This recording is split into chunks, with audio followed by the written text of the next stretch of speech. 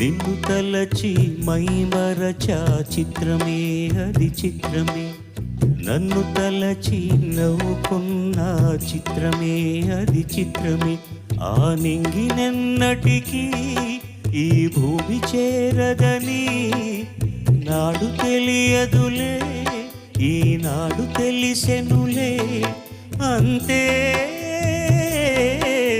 నిన్ను తలచి మైమరచ చిత్రమే అది చిత్రమే, నన్ను తలచి నవ్వుకున్న చిత్రమే అది చిత్రమే.